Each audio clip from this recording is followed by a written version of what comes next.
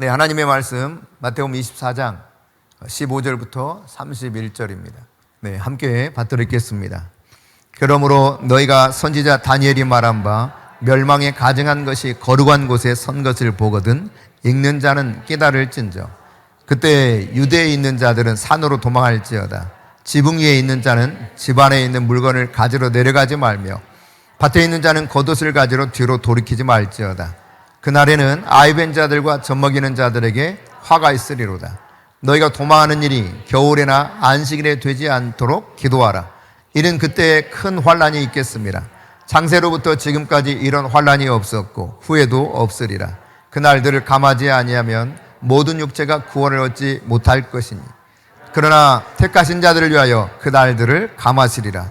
그때 사람이 너희에게 말하되 보라 그리스도가 여기 있다 혹은 저기 있다 해도 믿지 말라. 거짓 그리스도들과 거짓 선자들이 일어나 큰 표적과 기사를 보여 할 수만 있으면 택하신 자들도 미혹하리라. 보라 내가 너희에게 미리 말하였노라. 그러면 사람들이 너희에게 말하되 보라 그리스도가 광야에 있다 해도 나가지 말고 보라 골방에 있다 해도 믿지 말라. 번개가 동편에서 나서 서편까지 번쩍임같이 인자의 마음도 그러하리라. 죽음이 있는 곳에는 독수리들이 모일 것이니라. 그날 환난 후에 즉시 해가 어두워지며 달이 빛을 내지 아니하며 별들이 하늘에서 떨어지며 하늘의 권능들이 흔들리리라. 그때 인자의 징조가 하늘에서 보이겠고 그때 땅의 모든 족속들이 통곡하며 그들이 인자가 구름을 타고 능력과 큰 영광으로 오는 것을 보리라. 그가 큰 나팔소리와 함께 천사들을 보내리니 그들이 그의 택하신 자들을 하늘 이 끝에서 저 끝까지 사방에서 모으리라. 아멘. 네, 지난 주중에 우리 김현혁 성도님께서 저에게 카톡으로 연락이 왔어요. 제 딸이 지금 출산하기 위해서 병원에 입원했습니다. 그런데 노산, 즉 나이가 들어서 출산하는 거기 때문에 좀 기도해 주시면 좋겠습니다. 그렇게 연락이 왔습니다. 그래서 제가 이제 궁금해서 전화를 드렸어요. 전화를 드려서 어떤 상황이냐, 어느 병원에 입원했느냐, 제가 이제 여쭤봤는데요. 병원에서 지난주에 갔더니 이제 이 진통이 와서 갔더니만 10분 단위로 진통이 오면 병원에 오라 그랬다는 거예요. 그래서 지금 병원에 갔고 신촌 세브란스 병원에 입원해 있노라고 그렇게 이야기하시더라고요. 그래요, 여러분. 출산을 하는 기쁨 앞에서 먼저 진통이 있죠. 산통이 있습니다. 산통. 그런데 이 산통이 점점 강해지고 자주 반복되는 거죠. 그러다가 이제 출산 그 직전에는 최고의 고통이 오는 거 아니겠습니까? 현재 국내외적으로 살펴보게 되면은 예측할 수 없는 불안한 형국입니다. 참 위태위태한 세상이죠. 기후 이상으로 인해서 여기저기에서 아우성이고 지진의 소식도 그렇고 그럴 뿐만 아니라 전쟁의 소식은 계속되고 있죠. 우크라이나와 러시아가 전쟁한 지 벌써 3년이 지났는데 여전히 전쟁 중이고 언제 끝이 날지 모르는 그런 가운데 있습니다. 25일, 26일에도 러시아의 그 군사용 드론을 생산하고 또 전자전 시스템을 그렇게 생산하는 집중적인 그런 시설이 되어 있는 도시, 모스크바 주변에 있는 도시죠. 이 모스크바 주변에 있는 드레일라라고 하는 타칸노크라고 하는 이 지역에 드론을 이틀간 집중적으로 날려서 거기를 막 완전히 초토화시키는 이런 모습도 우리가 볼 수 있었습니다. 그런가 하면 며칠 전에는 시리아에서 시리아 정교회도 기독교거든요. 그냥 교회입니다, 말하자면. 오소독스 처치 그러는데 이 정교회에서 순위파 극단주의 이슬람 무장 이슬람 단체 중에 소속된 이 2명의 이 교환이 자살 폭탄 테러를 딱 차고 들어가 가지고 폭탄을 터뜨려 버렸어요. 그래서 20명이 죽고 52명이 부상을 당하는 이런 참혹한 일도 벌어졌습니다. 세상 여러 곳에서요 정말 위험하고 또 공포스러운 일들이 계속 일어나고 있고 그것이 우리가 현재 살아가고 있는 이 시대 속에도 목격할 수 있는 부분들입니다. 우리나라는 뭐 편안합니까? 그렇지 않죠. 네. 언제 어떤 일이 벌어질지 모르는 그런 상황 속에 있지 않습니까? 북한이 코앞에 있고 드론 열심히 지금 만들고 있다 하고요. 그러니까 뭐 전쟁이 일어나면 지금 뭐 피할 곳이 없어요. 그냥 뭐 어디로 피하겠어요? 미사일 날라오면 이 전국이 초토화될 수 있는 거고요. 네, 그런 시대 속에 우리가 살아가고 있는 것을 감안해 보면 좀 위험한 시대 속에 우리가 살아가고 있고, 여전히 이 전쟁의 소식이 계속되고 있을 뿐만 아니라 이스라엘과 이란도 전쟁이 계속되고 있잖아요. 뭐 휴전이다 하지만 언제 종전인지 휴전인지 모르겠습니다만 이게 언제 또다시 폭발할지 모르는 그런 위험성을 내포하고 있을 뿐만 아니라 또 헤즈볼라와 계속 전쟁을 하고 있지 않습니까? 가자 지구에서. 끝도 없는 전쟁의 소식들은 계속될 것입니다. 왜냐하면은 예수님 말씀하셨죠. 우리 지난주에 살펴봤던 것처럼 예수님 재림하시기 직전 한일에 이 속에 들어가게 되면은 그야말로 엄청난 환란이 올 겁니다. 지금은 말하자면 가진통인 거죠. 진진통이 오기 전, 출산 직전에 가게 되었을 때 진진통이 오는데 그때는 한일의 때의 이야기고 지금은 가진통의 기간이에요. 그래서 진통 같은 여러 가지 어려움들이 찾아오지만 부분적으로, 그리고 좀 약하게 강도가, 그리고 좀 텀 좀 길게 이렇게 오고 있는 이 시대를 우리가 살아가고 있습니다. 그러나 분명한 것은 여러분, 종말이 온다는 사실입니다. 이것은 주님께서 말씀하신 것이죠. 세상 끝이 온다 그랬거든요. 주님이 시작하셨으면 주님이 끝이 오게 만드는 분이셔요. 근데 여러분, 모든 시대마다 이런 종말론적인 현상들은 있어 왔습니다. 예수님 당시에도 그랬고, 그리고 그 이후에 쭉 역사를 통해서도 그렇지 않습니까? 지금도 이런 현상들은 세계 각국에서 일어나고 있는 것이 우리가 살고 있는 이 현 시대입니다. 우리가 하나님의 나라를 이해할 때 흔히 오스카 쿨만이 이야기한 것처럼 already not yet, 그러니까 이미 하나님의 나라가 왔고 not yet, 아직 오지 않았다는 거예요. 그러니까 주님께서 이 세상에 오심으로 인해서 하나님 나라가 임했죠. 그래서 주님은 처음 선포하셨던 메시지가 뭐였습니까? 회개하라, 천국이 가까이 왔느니라. 이미 천국이 왔다는 거예요. 그러니까 이 말씀을 잘 생각해 보면은 천국은 누가 갈 수 있다는 이야기죠? 회개한 자가 갈 수 있는 겁니다. 메타노에오, 회개했다는 말은 내 삶이 하나님의 말씀대로 정렬되었다는 이야기요, 내 마음을 바꾸는 것을 포함하는 거예요. 내 마음이 정확하게 하나님의 뜻에 일치하는 이런 삶이 정렬되는 것을 말하는 것입니다. 그러니까 정말 천국 백성이라면 내 마음과 내 삶이 하나님의 말씀 앞에 서야 되는 것이죠. 근데 그 하나님의 나라가 이미 왔어요. 너희 안에 있다 그랬거든요. 그런데 이 하나님의 나라는 아직 완전하지 못합니다. 완전하신 하나님의 나라가 오는 그 여정 안에 우리가 살아가고 있고, 이것을 흔히 마지막 때라는 표현으로 성경에서는 말씀하고 있습니다. 그 마지막 때가 이미 2000여 년 이전 시작되었고 지금은 계속 가고 있는데 째깍째깍 정말 끝으로 가고 있는 거죠. 이런 모습들을 이제 그냥 예수님을 알지 못하는 사람들도 세상 종말이 다가온다고 예언하고 있지 않습니까? 과학적인 시스템에 의해서 분석해 봤을 때 지구의 종말이 가까이 온 것은 사실인 것 같다, 이렇게 표현할 정도입니다. 어쨌거나 여러분, 누가 뭐라고 해도 주님께서 말씀하신 것처럼 그분은 그분의 주권과 섭리에 따라서 지금 이 역사를 주관하고 계시는 거예요. 전쟁이 일어나는 것도 시끌벅적하고 뭐 여러 가지 기후 재난이 일어나고 기근이 있고 지진이 있는 이 모든 것들도 하나님이 말씀하셨던 것처럼 그분이 역사의 주인이기 때문에 이 역사를 주권적으로 이끌어 가시는 현상 중에 하나라는 것이죠. 이런 와중에 우리가 43절과 44절에 보면은 뭐라고 말씀하고 있냐면 집주인이 도둑이 언제 올 줄을 모른다는 거죠. 그래서 뭐라고 말합니까? 도둑이 뚫지 못하도록. 여러분, 이 뚫는 것은 아니 어떻게 도둑이 뚫고 들어오냐, 그냥 열고 들어오는 거 아닌가 싶은데 과거에는요 주로 흙집이었습니다. 흙집. 그래서 지붕도 뚫고 들어올 수 있고 벽도 뚫고 들어갈 수 있었어요. 그러니까 도둑이 뚫고 들어오지 못하도록 너희가 준비하고 있어라. 생각하지 않은 때에 인자, 즉 예수님이 재림하신다는 것입니다. 마치 도둑처럼.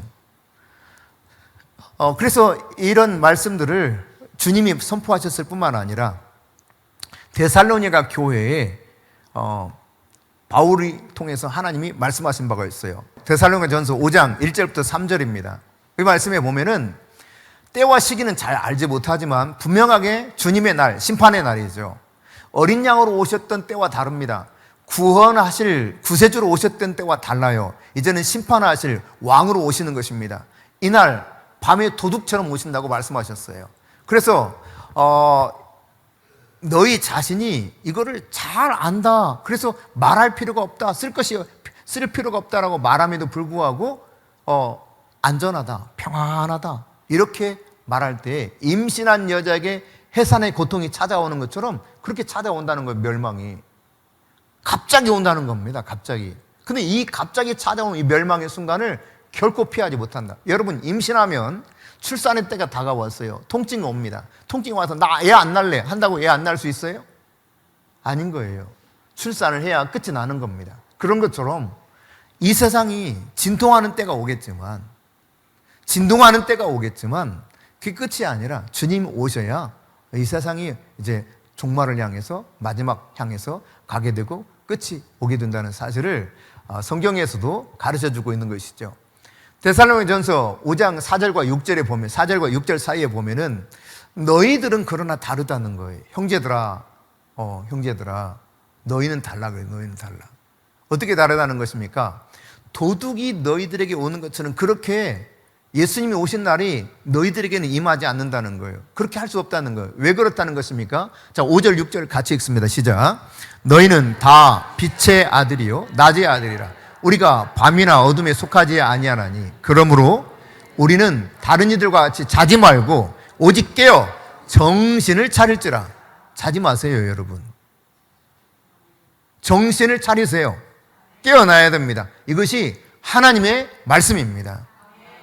영적인 잠에 취한 사람은요, 믿지 않는 사람들과 동일하게 자다가 오셨네?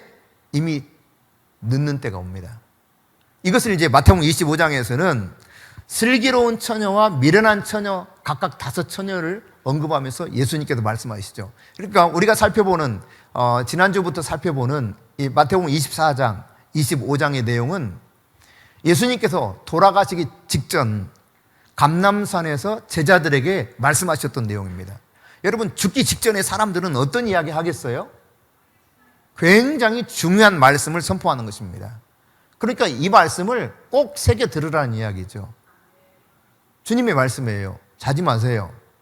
깨어야 돼요. 자지 말라고. 절대 자서는 안 돼요.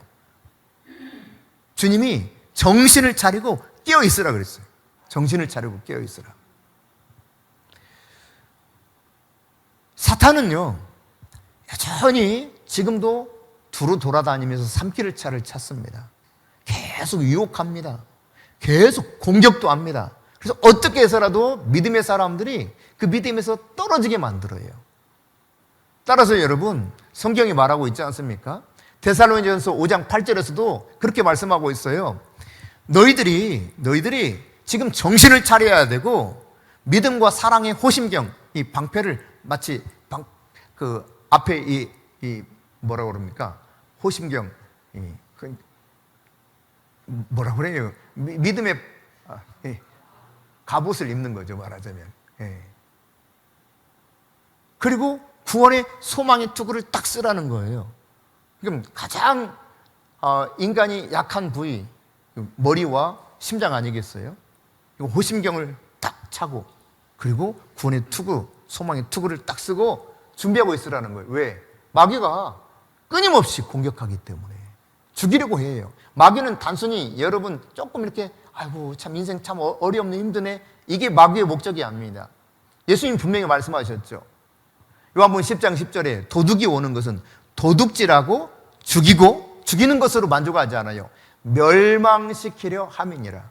영원토록 그 마귀가 있어야 될 형벌의 장소에 이 마귀의 꾀임에 빠져서 들어갈 그 영혼들도 멸망시키려고 한다는 것입니다.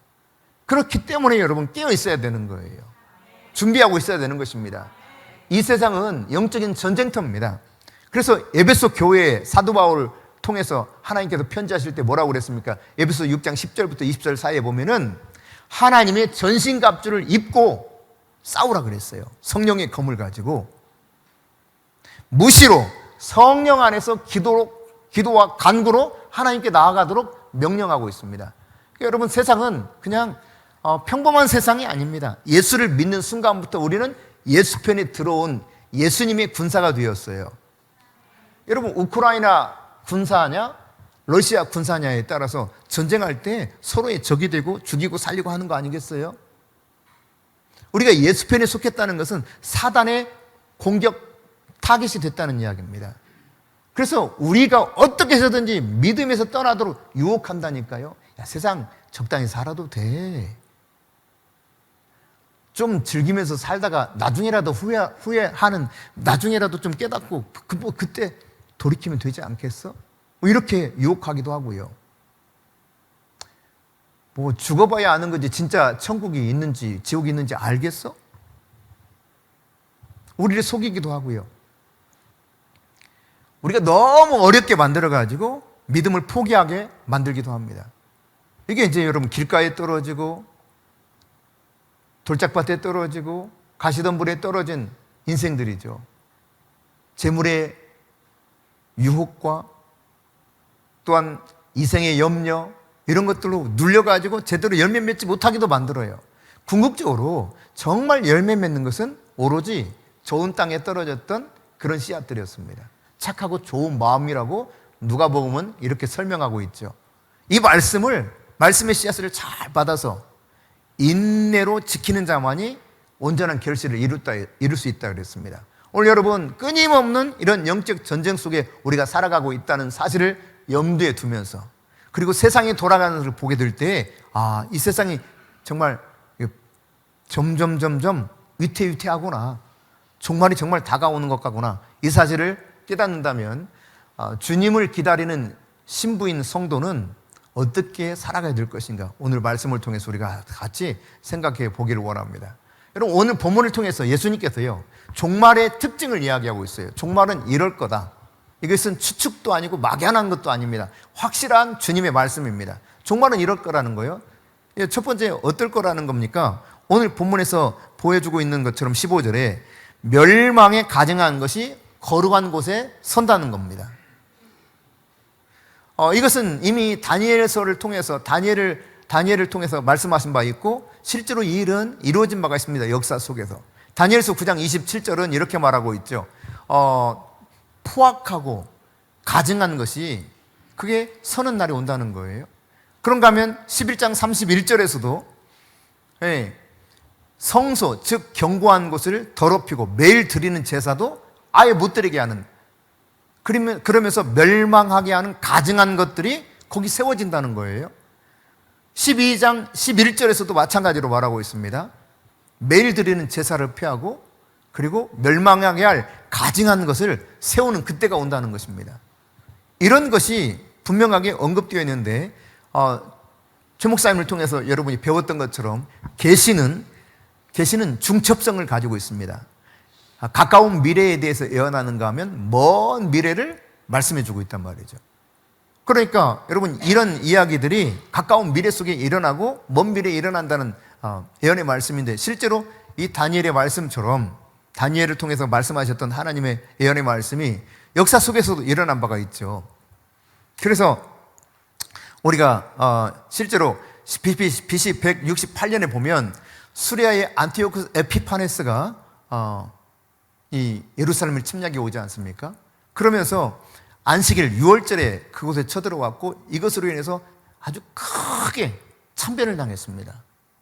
요세푸스의 기록에 의하면 이날 죽은 사람만 110만 명, 포로로 끌려간 사람이 10만 명이라는 거예요. 그러니까 그 시대에 여러분 110만 명이 죽었다고 하는 것을 상상해 보세요. 어마어마한 인원이 죽은 겁니다. 포로로 끌려간 인원만 10만 명이에요. 그러니까 완전히 초토화돼 버린 거죠, 예루살렘과 이스라엘이. 그러나 이런 것들은 주님께서 뭐라고 그러냐, 재난의 시작에 불과하다 그랬거든요. 대환란의 시작에 불과하다. 그러니까 1차적으로 여러분, 지금 주님이 이 말씀하실 땐 과거 역사에 일어난 이야기를 하고 있잖아요. 다니엘에 기록된 말씀을 읽는 자는 깨달을진저 그랬거든요. 이런 멸망에 가증한 것이 거룩한 곳에 선 것을 보거든 이제 너희들 마지막 때가 다 다가온다는 사실을 잘 이해해야 된다. 이 말씀을 하고 계시는 겁니다. 근데 여러분, 예수님께서 과거 이 다니엘 시대의 이야기를 하고 지나간 과거의 시대를 끄집어 이야기하는 것은 이런 일이 앞으로 온다는 겁니까? 아니면 지나간 이야기를 지금 들려주는 것에 불과한 겁니까? 온다는 거거든요. 실제로 여러분, 예수님 돌아가시고 난 다음 그렇게 오래지 않아서 어떤 일이 벌어졌어요. AD 68년부터 70년 사이에 로마의 티투스 장군을 통해서 이스라엘 침범해 오거든요. 그리고 지난주에 말씀드렸던 것처럼 그들의 전략은 본래 다 굶겨 죽이는 거예요. 굶겨 죽이는 거. 실제로 그 기간에 굶어 죽은 사람만 어마어마했었죠. 그래서 지난주에 말씀드리지 않았습니까? 뭐 다락에 올라가도 여인들과 아이들이 다 굶어 죽고 길거리에 굶어 죽은 늙은이들이 아주 그러니까 즐비하다 그랬고 요세푸스의 기록에 의하면. 그러니까 정말 이렇게 굶어 죽어가는데 이런 그 진노의 날이 짧아지도록 기도하라 그랬거든요. 근데 다행히 정말 이 날이 좀 짧아진 이유가 있습니다. 역사 속에서요. 사실은 더 굶어 죽이려고 했어요. 하지만 로마의 이 자국의 이 자기 아버지 상황이 좀 묘하게 돌아가서 빨리 전쟁을 끝내고 예루살렘을 이제 완전히 함락시킨 다음에 빨리 돌아간 거예요. 그렇지 않았다면 더 많은 사람들이 굶어 죽고 더 많은 사람들이 그렇게 짓밟히는 이런 일이 벌어졌을 겁니다. 어쨌거나 여러분, 이처럼 1차적으로 AD 70년에 있을 이런 멸망에 대해서 이야기했다면 2차적으로는 세상의 종말을 이야기하는 거거든요. 예수님께서 주의 임하심과 세상 끝이 어떤 징조가 있겠습니까? 이걸 물었잖아요. 그러니까 이 물음에 대해서 주님이 대답한 것이거든요. 3절에 그렇게 표현하고 있지 않습니까? 네. 어느 때에 이런 일이 있겠으며 주의 임하심과 세상 끝에는 무슨 징조 과연 있겠습니까? 이거 물었거든요. 그러니까 성전이 회파되는 이야기 어느 때 있겠고 세상 끝은 어떤 징조가 있겠습니까? 주님은 언제 다시 오신다는 이야기입니까? 했을 때 주님이 말씀하신 거예요. 여러분, 그런데 이런 그 내용들을 이렇게 살펴보고 이스라엘 역사를 잘 보게 되면은 이스라엘이 멸망할 때 주로 먼저 있었던 일이 어떤 것이냐면 성전이 파괴됐어요. 성전이 짓밟히고 파괴됐습니다. 근데 이런 일은 비단 예루살렘 이스라엘에서만 일어났던 일은 아닙니다. 예컨대 여러분, 북한을 보십시오. 북한 김일성 체제에 들어서면서 북한에 있던 교회들이 다 무너졌습니다. 그 자리에 주로 김일성 동상을 다 세웠어요. 과거에는 하나님께 예배하던 장소에 수많은 북한 주민들이 그 김일성 동상이 세워진 곳에 엎드려 절을 합니다. 그러니까 하나님께 경배하던 장소가 신이 돼버린 김일성 체제 앞에 엎드려 절하게 만든 거예요. 우상을 철저하게 섬기도록 한 것이죠. 여러분, 북한이 어떻습니까? 그러면 그렇게 잘 섬겨서 잘 사는 나라 됩니까? 최고로 어려운 나라입니다. 지금도 살기가 너무 어려워요. 얼마 전에 탈북해서 우리나라에 지금 살고 있는 어떤 분이 인터뷰하는 걸 제가 우연히 어제 한번 봤습니다. 그런데 이분이 인터뷰할 때 이런 이야기 하더라고요. 대한민국에 와가지고 놀란 일 중에 하나가 이거라는 거예요. 그게 뭐냐 그랬더니 농사철에 사람이 안 보여서 놀랬다는 거예요. 북한은 농사 한번 지으려면은 농번기에 농사를 짓는 주민들은 물론이거니와 군인들 할 것 없이 다 동원돼 가지고 그냥 온 동네가 시커멓게 사람이다는 거죠. 옛날에 우리 그 군대에서 동원돼 가지고 농번기에 도왔던 것처럼 그러겠죠. 지금도 뭐를 일일이 손으로 다 심고 있는데 아니 대한민국에 와보니까 농번기인데 사람이 없어도 이 사람들은 농사 언제 짓나 했다는 거예요. 근데 며칠 뒤에 보니까 3일 뒤에 그 사람 표현이 그래요. 3일 뒤에 가니까 모들이 다 있더라는 거예요. 그냥 온통 다 뭐가 심어졌더라는 거예요. 근데 자세히 나중에 보니까 기계로 다 하더라는 거죠. 깜짝 놀랐다는 겁니다. 그런 다음에 가을에도 보니까 탈곡을 하는데 벼를 베고 아니 그 탈곡하는 것까지 다 그냥 그 기계로 논에서 다 해버리는 걸 보고 놀랬다는 거예요. 여러분 그거 보고 놀랄 일 아닌데. 예. 그러니까 북한이 얼마나 못 사는가를 보여주는 한 예겠죠. 성전이 무너졌을 때 나타나는 현상 중에 하나입니다. 중국은 어떻습니까? 시진핑이 들어서면서 교회 다 무너뜨리기 시작했습니다. 십자가 그냥 다 뜯어내고요. 제대로 믿지 못하게 만들면서 소위 그 중국 공산당이 점령해버렸죠, 교회들을.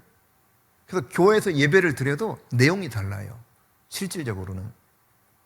그런데 여러분, 시진핑이 법도 바꿔가지고요, 죽을 때까지 주석이 되려고 하지 않았습니까? 근데 지금 어떻게 될지 알 수 없는 상황이에요. 곧 시진핑은 죽는다. 시진핑은 실각했다. 중국은 지금 이제 나라가 완전히 분열될 거다. 이렇게 예상하는 사람들이 많이 있습니다. 근데 이것이 그냥 단순한 헛소문은 아닌 것 같아요. 네. 그러나 여러분, 이런 상황들이 벌어지게 되면은 중국만의 문제가 아니죠. 온 세상이 다 영향을 주고받게 됩니다. 특히나 무역으로 먹고 사는, 게다가 대중무역이 굉장히 이 비중을 많이 차지하고 있는 대한민국은 휘청휘청거릴 수 있습니다. 그러니까 하루하루가 정말 위태위태한 세상 속에 우리가 살아가고 있는 겁니다. 뭐 공산주의 세계만 그런 거 아닙니다, 여러분. 해가 지지 않는 나라, 어떤 나라였습니까? 영국입니다. 왜 그때 영국이 그토록 해가 지지 않는다 그랬습니까? 정말 영국은 뜨거웠어요. 온 세상에 부흥의 불을 지피는 그런 나라였습니다. 그때 영국은 해가 지지 않는 나라가 됐습니다. 근데 지금 어떻게 됩니까? 점점 쇠퇴해가고 있는데 거의 멸망 수준이라고 말하는 사람들도 있습니다. 영국이 몰락의 길을 가고 있죠. 왜 그래요? 교회가 더 이상 교회의 기능을 감당하지 못하는 여러 곳이 생겼어요. 이미 80년대부터 그랬어요. 교회가 술집으로 바뀌고, 교회가 놀이터로 바뀌고, 교회가 이슬람 모스크로 바뀌고. 여러분, 우리나라는 어떻습니까, 그러면? 우리나라도 여러분, 교회가 이게 문제가 생기면 하나님의 교회에서 막 인수하는 일이 비일비재해 일어났습니다. 인천의 저 큰 교회도 간석동인가 거기 가다가도 이렇게 본래 거기 교회였어요. 근데 어느 날 보니까 하나님의 교회로 바뀌었더라고요. 이런 데가 여러 군데 있습니다. 대한민국 곳곳에. 어디 그뿐입니까, 여러분? 여기도 가까운 지역인데 가보지 못했습니다만 저는 소문은 들었어요. 메이드 림. 그래서 카페 이름입니다. 카페 소문내는 건 아니고요. 이게 여러분, 을왕리 근처에 왕산 해수욕장입니까? 바로 그 근처에 있는 120년 된 교회입니다. 아주 큰 교회예요. 120년 된. 근데 교회가 지금 카페가 됐고, 이게 그냥 쫙 소문나가지고요, 얼마나 사람들이 밀려가는지. 거기서 차 한잔 마시려고요. 주차할 데가 없답니다. 마을 사람들이 제발 그만 좀 오라고 난리 한다고 하더라고요. 지금 이런 시대 속에 우리가 살아가고 있어요. 그렇다면 대한민국은 안전할 것인가? 여러분, 교회가 깨어나지 못하면 정말 위험하다는 이야기입니다. 교회가 깨어나야 된다는 것은 곧 우리 성도 한 사람 한 사람을 의미하는 거겠죠. 여러분, 하나님께서 이렇게 심판하실 때 성전부터 먼저 파괴되더라, 교회가 먼저 무너지더라 라는 사실을 염두에 둔다면 멸망에 가증한 것이 거룩한 곳에 선 것을 보거든. 사실 이 에피파네스 이야기 하다가 제가 조금 더 언급해야 되는 부분을 말씀을 못 드렸는데, 이 당시 이제 제우스 신전을 예루살렘 성전에 딱 세워버린 거예요. 성전 안에다가. 그리고 그 제단을 만들어 놓고 거기서 돼지를 잡아가지고 돼지 피를 뿌리면서 제사를 드린 겁니다. 그러니까 유대인으로서는 상상을 못할 만한 일이죠. 성전 안에 제우스 신전이 서는 것도 그런데 거기다가 이 돼지를 잡아가지고 돼지 피를 뿌리고 돼지로 제사를 드려요. 그러니까 참 기가 막히는 일이 벌어지는 거죠. 여러분, 상상이나 해봤어요? 성전이 모스크가 된다. 교회가 모스크가 되어서 이슬람 사람들이 와가지고 거기서 그 알라에게 절하는 곳으로 바뀐다. 여러분, 지금 우리나라 상황이 똑같다니까요. 안산홍 할아버지한테 하나님이라고 노래하고 찬양해요. 그들은 새 노래를 불러야 된다. 이거를 진짜 그대로 합니다. 그래서 곡조도 바꾸고, 곡조는 그 찬송가 곡조를 쓰는데 가사를 다 바꿔서 안산홍 하나님이라고 부릅니다. 제가 어디서 이렇게 가사를 본 적이 있어요. 안산홍 하나님 아버지 찬양을 하더라고요. 새 노래로 부르라고 해서 우리는 새 노래 부른다는 거예요. 참 기가 막히지. 어쨌든 여러분, 세상이 지금 그렇게 가고 있는 거예요. 네. 누가 교회가 여러분 그런 이상한 그런 집단의 교주에게 절하는 것으로 바뀔 거라고 누가 상상이나 했어요? 근데 이런 시대 속에 우리가 살고 있다는 것은 지금 이런 말씀들을 읽는 자는 깨달아라. 지금 막 진통이 오는 거예요. 출산하기 전 진통을 겪는 것처럼, 가진통, 연습 진통이 오는 것처럼 세상이 지금 막 진동하고 있는 것입니다. 히브리서에도 보면 진동케 하신다 그랬거든요. 하나님께서 세상을 진동케 하신다 그랬어요. 오늘 멸망에 가증한 것이 거룩한 곳에서 선거든 대환란이 임한다는 사실을 깨닫고 예비하라는 것입니다. 이것이 예수님의 말씀입니다. 두 번째로 이 종말의 특징은 어떤 거냐? 예수님께서 16절부터 21절에 쭉 설명하고 계시는데, 이 내용을 그냥 한마디로 말하면 이런 대환란, 주님이 오시기 직전에 이 대환란은 어떤 상황이 벌어지느냐? 아무도 이 대환란에서 피할 수 있는 사람 없다는 겁니다. 그래서 여러분 20절에 이렇게 말씀했어요. 20절 시작. 너희가 도망하는 일이 겨울이나 안식일에 되지 않도록 기도하라. 이날을 위해서 기도하라는 거예요. 대환란이 시작되면 피할 길이 없기 때문에 지금부터 기도가 요청된다는 이야기입니다. 물론 성도는요, 다른 사람들과 좀 다릅니다. 왜냐하면은 다른 일반 사람들은 이게 사실을 몰라요. 세상이 어떻게 돌아가는지 별로 그다지 관심이 없어요. 그러나 어떤 일이 일어난다 할지라도 진짜 성도는 두려워할 필요가 없습니다. 왜냐하면은 이걸 다 알고 있기 때문에 그래요. 이 시대는 점점 험악해지고 멸망으로 간다. 이거 알아요. 주님이 말씀하신 것을 통해서 알아요. 성경을 통해서 낱낱이 알고 있습니다. 모르면 불안하거든요. 그러나 알면은 마음이 편안합니다. 여러분, 모르는 도시에 딱 떨어뜨려 놓고 여러분에게 알아서 찾아가라 해보세요. 아유, 목사님 요즘 걱정 없어요. 앱 켜면 돼요. 아니, 그런 거 없는 세상이라니까. 얼마나 당황스러운지 몰라요. 뭘 해야 될지 모르고. 언어도 안 통해, 길도 몰라. 뭐가 뭔지도 아무것도 알 수가 없어. 그럼 얼마나 불안하겠어요. 제가 2002년도에, 지금은 조금 이제 덜한데 과거에 목회할 때는요, 과거도 아니지만 불과 20년 전인데요, 대략 20여 년 전만 하더라도요, 목회할 때 제일 중요한 것 중에 하나가 상이 나면은 그때는 하여튼 그냥 얼마나 많이 찾아갔는지 몰라. 상이 나오면 온 성도들이 함께 막 갑니다. 그래서 한 번은 저 전라남도 나주군 뭐 어디였는데 그 시골 지명도 생각 안 나요. 처음 가는 길이야. 근데 시간이 없으니까 밤중에 갔다 와야 돼. 밤중에 아주 깜깜한데요. 달도 없는 때야. 그때는 또 하필이면 그냥 뭐 보이지도 않죠. 내가 지금 제대로 가는 건가? 가다가 멈춰서 잠깐만요, 표지판 있는 데서 한번 서봐야 돼. 제대로 가는지 지도 보고, 이거 지금 제대로 가는 건가? 권사님들 잠깐만 기다려보세요. 지사님 잠깐만 기다려보세요 하고 내려가가지고 이렇게 표지판 보고 한번 지도 보고, 제대로 가고 있구나, 다행이네. 어찌하다가 이렇게 찾아간 일들이 많아요. 이게 가도 이게 안심이 안 돼. 제대로 가는지 안 가는지 알 수가 없어요. 표지판이 늘 그렇게 자세히 나와 있는 것도 아니거든요. 지금이 아주 자세하게 안내가 되어 있죠. 내비게이션 켜면 안내하는 자매님들이 아주 따뜻하게 잘 안내를 해주셔요. 잠시 후에 좌회전해니까 준비하라고 그러고요. 얼마나 자세하게 안내하는 줄 몰라요. 잠깐 다른 생각했다가 다른 데로 가면 잘못 들어섰습니다. 주인님, 어서 이렇게 돌아서세요. 알려주기도 해요.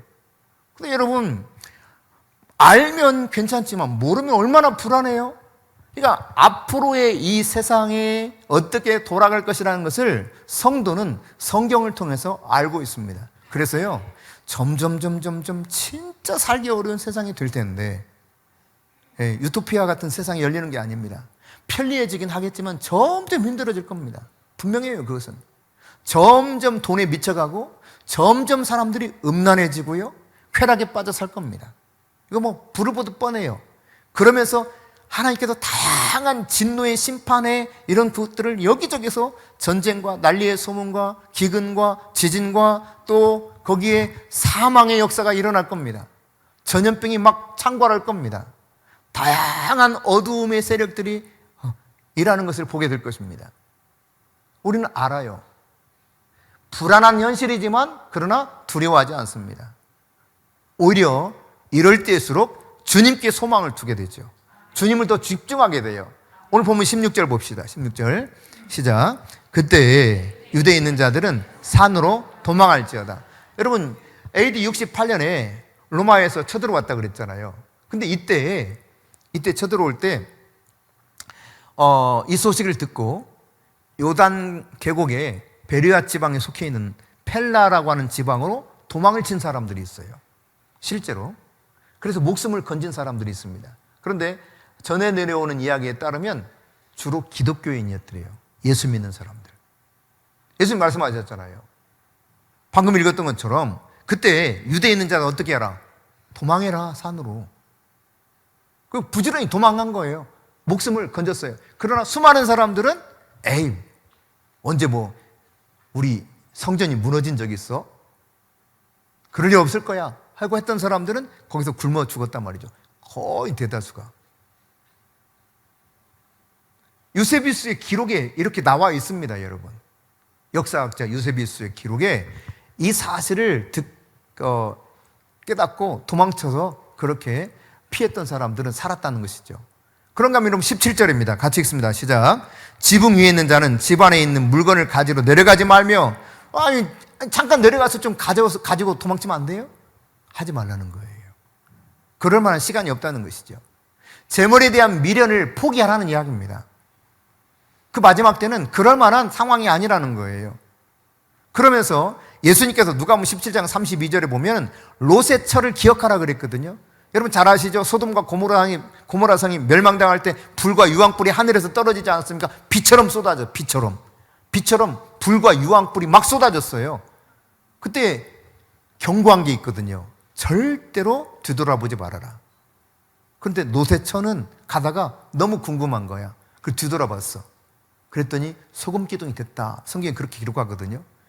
참 재밌는 학자들이 있습니다. 학문을 연구하는 신학자들 가운데요, 롯의 처가 왜 뒤돌아본지 아냐. 제가 누구라고 하면 여러분이 알만한 사람이에요, 우리나라에. 제가 그래서 이름을 언급 안 하겠습니다. 그분이 그렇게 강의를 하더라고요. 우연히 들었는데. 롯의 처가 재물의 미련을 가지고 돌아본 게 아니라는 거예요. 그 사람의 주장은 아주 유명한 목사님의 아들입니다. 우리나라에서 모르는 사람이 없습니다. 그 목사님을. 그 목사님의 아들이 주장하는 거예요. 롯의 처는 재물에 미련이 있어서 돌아본 게 아니라 그 소돔성에서 멸망해 가는 사람들이 너무 불쌍해서 돌아봤다는 거예요. 이게 진짜라는 거예요.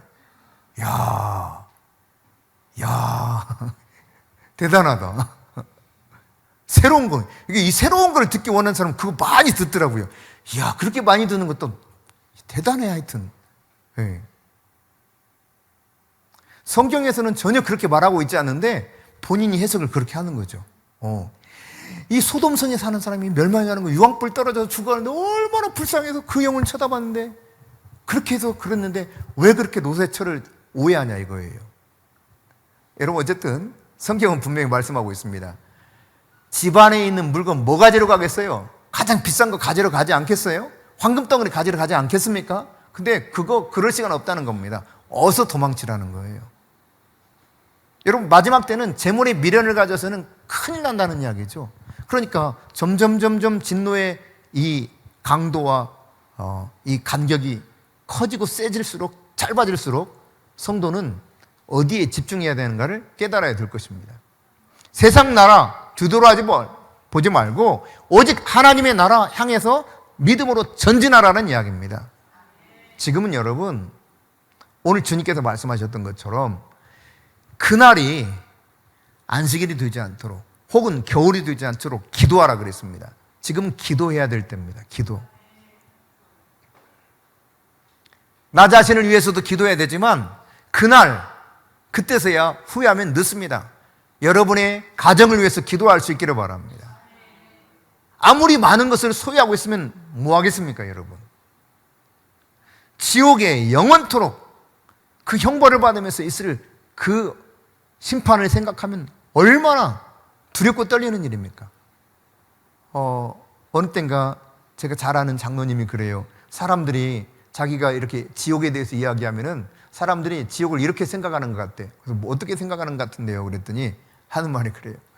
아무리 지옥을 이야기해도 사람들은 지옥을 한증막에 들어가가지고 아우 오늘 시원하다, 뜨뜻하게 지져서 좋다, 이 정도 생각하는 것 같다는 거예요. 지옥을. 그러니까 지옥에 대해서 그냥 무덤덤하게 생각한다는 겁니다. 여러분, 지옥이 있습니다. 이것은 성경의 이야기입니다. 하나님의 진리의 말씀입니다.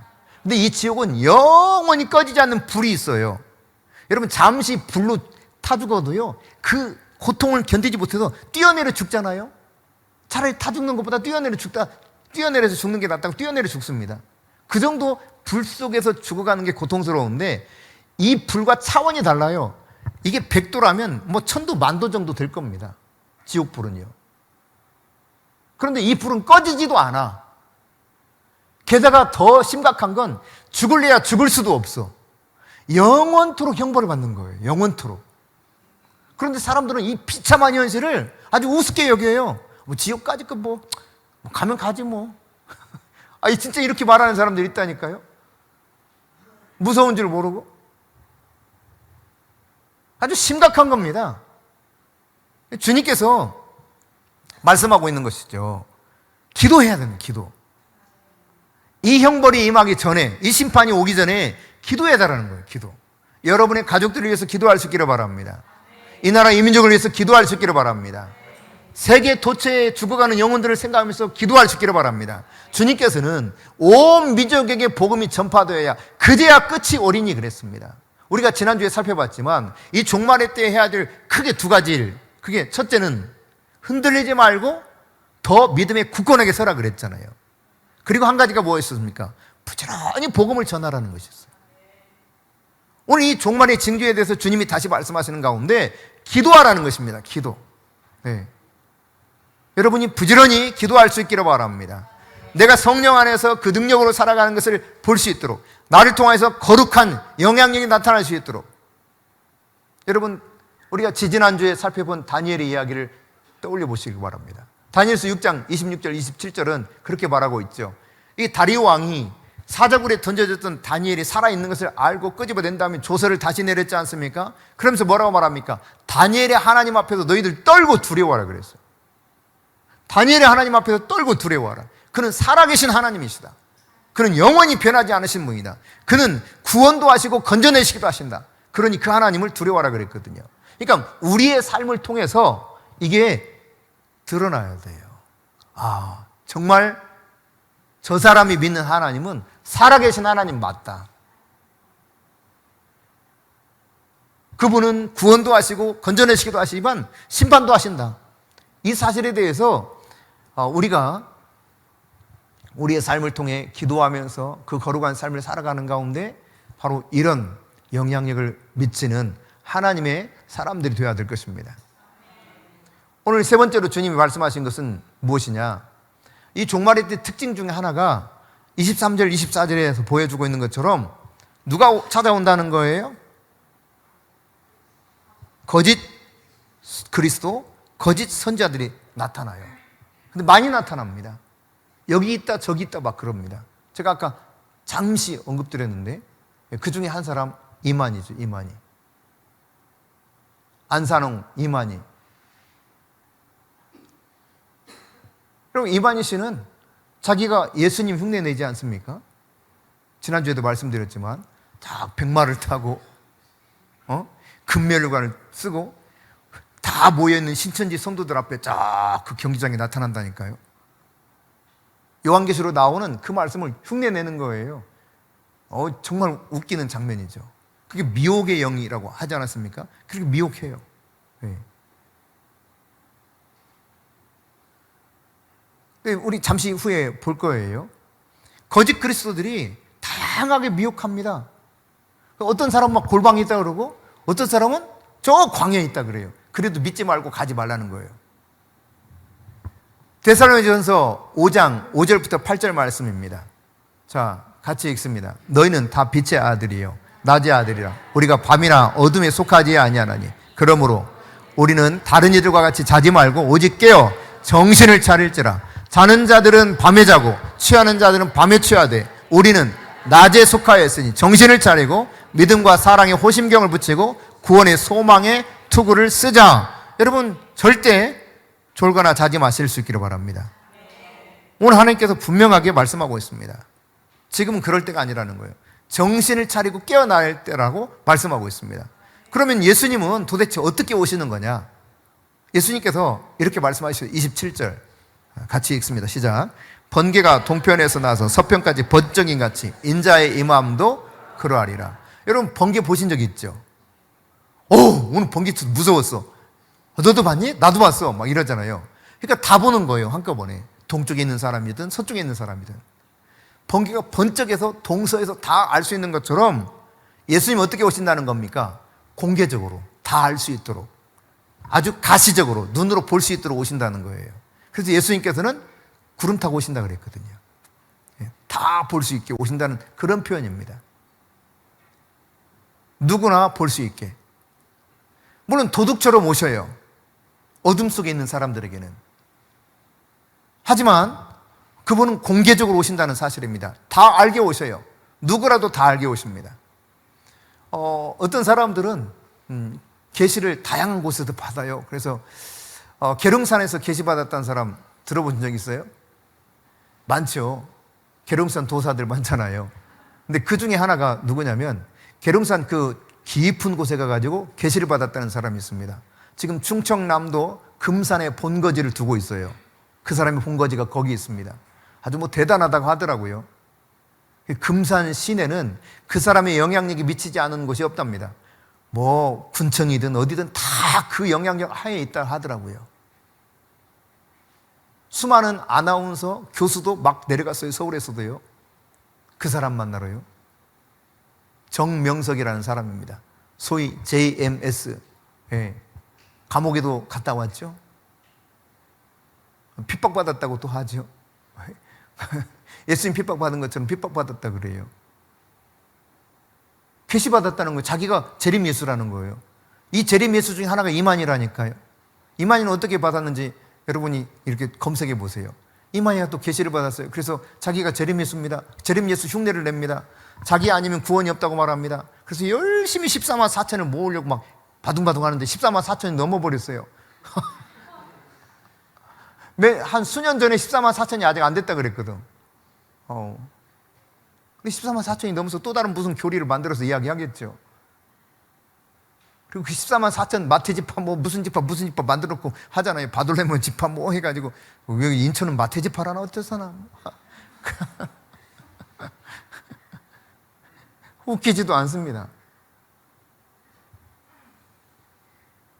또 한 사람, 계시받은 사람 한 사람 있죠. 안산홍, 하나님의 교회 안산홍 교주. 그 사람은 지난번 말씀드렸던 것처럼 들려오는 말에 의하면 라면 먹다가 목에 이게 턱 걸려서 죽었다 하지 않습니까? 재림 예수가 죽어버렸어요. 그러더니 어머니 하나님이 나타났잖아요. 그 아내 장길자씨 기분 나빠. 장실하시. 진짜 그래요. 기분 나빠. 왜 나하고 똑같은 성씨야. 하나님 어머니를 믿어요. 또 찬송가도 바꿔서 부른다니까요. 곡조는 그대로인데 가사를 바꿔가지고 안산홍 하나님 찬양한다고 그래요. 참 기가 막히죠. 계시를 나름대로 받았다고 그럽니다. 그리고 왔어요. 왔는데 저는 한 번도 본 적이 없어요. 근데 예수님이 뭐라고 말했어요? 번개가 번쩍해가지고 동이서에서 다 알 수 있고 볼 수 있는 것처럼 예수님 그렇게 오신다는 거예요. 재림 예수는 저 계룡산에서 계시받아서 올 수 있는 것도 아니고, 이만이나 안산홍처럼 계시받아가지고 그냥 재림 예수로 나타나는 것도 아니고요. 다 알 수 있도록 공개적으로, 가시적으로 오신단 말이에요. 그러니까 미혹을 받아서는 안 된다는 이야기입니다. 별다른 기적을 베푼다 할지라도 거기에 마음 뺏겨서 안 된다는 이야기죠. 큰 표적과 기사를 행할 거다 그랬어요. 앞으로 여러분 점점 이런 일은 더 비일비재하게 나타날 것입니다. 예수님 시대도 그랬으니까요. 그래서 요한 사도가 편지를 쓸 때 요한 공동체에게 그 이단에 대해서 말하고 있지 않습니까? 유다도 마찬가지입니다. 유다 역시도 그 시대의 이 이단들에 대한 이야기를 하고 있거든요. 그러니까 계속 이런 일들은 계속 일어나는 것이죠. 여러분, 오늘 그러면 예수님은 어떻게 오시느냐? 이처럼 공개적으로 가시적으로 오실 뿐만 아니라, 자, 29절 30절입니다. 마지막이에요. 시작. 그날 환난 후에 즉시 해가 어두워지며 달이 빛을 내지 아니하며 별들이 하늘에서 떨어지며 하늘의 권능들이 흔들리리라. 그때 인자의 징조가 하늘에서 보이겠고 그때 땅의 모든 족속들이 통곡하며 그들이 인자가 구름을 타고 능력과 큰 영광으로 오는 것을 보리라. 그러니까 예수님 오시기 전에 엄청난 환난이 있다는 것을 이야기하고 있죠. 근데 이때 어떤 일들이 벌어지냐? 해가 막 어두워져요. 그래서 여러분 요한계시록 6장 12절부터 17절에 보면은 6째 인을 뗀 이야기가 나와요. 이때 보니까 어떤 상황이 벌어지면 큰 지진이 난대요. 해는 검어지는데 마치 검은 상복처럼 검어진다는 거예요. 달이 아주 붉게 피피처럼 바뀐다는 거였어요. 요 근래에 레드문 보셨어요? 레드문? 붉은 달이 종종 뜨죠. 네, 그래서 진짜 이거 정말 고도겠구나 사람들이 이렇게 생각하고 있어요. 그러니까 일식이 현상이 막 일어날 때 꼼꼼하게 한동안 그런 적이 있어요. 일식이 현상이 오지 레드문이 오니까 이 마지막이 아닌가? 막 이렇게 생각하는 사람들도 있었습니다. 그런데 완전히 깜깜해진다는 거죠. 검은 상복을 입은 것처럼 흑암의 세계가 되는 거예요. 달이 핏빛이 되는 겁니다. 그뿐만 아니라 계속해서 보여주면 이 말씀에서 뭐라 말하고 있어요? 하늘의 별들이 어떻게 된다고요? 무화과가 큰 바람에 우수수수 떨어져 버리는 것처럼 떨어진다는 거예요. 여러분 무화과 길러보셨어요? 저는 무화과가 있는 곳에서 자랐거든요. 우리 집안에, 우리 집이 아니라 고모 집에서 제가 성장을 했는데 고모 집에 고모가 예수 믿자마자 무화과를 사서 무화과를 기른 거예요. 몇십 년 되니까 이게 컸어. 무화과가 많이 열었어요. 근데 여름철에 태풍이 막 오고 비바람 막 칠 때가 많잖아요. 그럼 비바람이 막 불고 난 그날 딱 보면 그냥 우수수 다 떨어져 있어요. 무화과가요. 설익은 무화과가. 그 말씀 그대로예요. 그냥 바람이 불면 무화과는 견디지 못하고 다 떨어져 버립니다. 그런 것처럼 별들이 떨어진다. 여러분 별 하나만 지구에 떨어졌다고 생각해 보세요. 지구 난리 나겠죠? 그런데 별들이 다 떨어져. 이런 일이 벌어진다는 거예요. 주님이 지금 마지막 때를 이야기하고 있는 겁니다. 주님이 과장해서 말씀하시는 거 아니고 거짓으로 속여서 요즘 뭐라고 그러죠? 이렇게 내 말 듣게 만드는 거? 가스라이팅 하는 거 아니에요? 주님이 지금 명백한 진리를 선포하고 계시는 겁니다. 이런 일이 벌어질 거다. 그런데 심지어 하늘도 막 두루마리처럼 말려서 떠나가 버리고 산과 섬도 막 옮겨져 버립니다. 땅 임금들, 왕족들, 장군들 할 것 없이 다 어떻게 외치냐면 차라리 산들과 바위들이 내 위에 떨어지라 그랬어요. 여러분 진노의 날 얼마나 그 진노가 무섭던지 차라리 산이 떨어지고 바위가 떨어진다. 죽어야 살아요. 죽는 거죠. 제가 이 말씀을 봤을 때 산과 바다에 짓눌려 죽는 것보다 이게 엄청난 재앙이라는 이런 표현이구나. 누가 그런데 이 큰 진노의 날 능히 서리요 피할 수 있냐 이 말이에요. 아무도 피할 수 없다는 이야기입니다. 그런데요 이런 진노의 날에 주님이 어떻게 오시느냐? 29절 30절을 읽었던 것처럼 큰 영광과 능력 가운데서 오신다 그랬어요. 아멘이십니까? 그 주님을 바라보면서 온 족속이 다 통곡한다는 거예요. 주님을 너무 몰랐던 것에 대해서, 그 말씀을 무시했던 것에 대해서 통곡하는 때가 오는 것입니다. 그런데 우리는 이걸 지금 다 듣고 알고 있어요. 읽었어요. 읽는 자는 깨달을진저. 이 말씀은 여러분 마태복음 13장 43절에 보면은 귀 있는 자는 들을지어다 라고 말씀하신 바가 있습니다. 주님께서. 그 말씀과 동일한 거예요. 예수님께서 이 말씀을 하셨던 배경은 무엇이냐면 가라지 비유를 말씀하시거든요.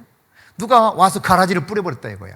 그래 그 사람들이 주인한테 막 말합니다. 이 가라지 뽑아버릴까요? 그랬더니 주인이 하는 말이 아니라 놔둬라. 뽑다가 알곡도 뽑힐까 싶으니까 추수 때 내가 뽑아서 알아서 정리할게.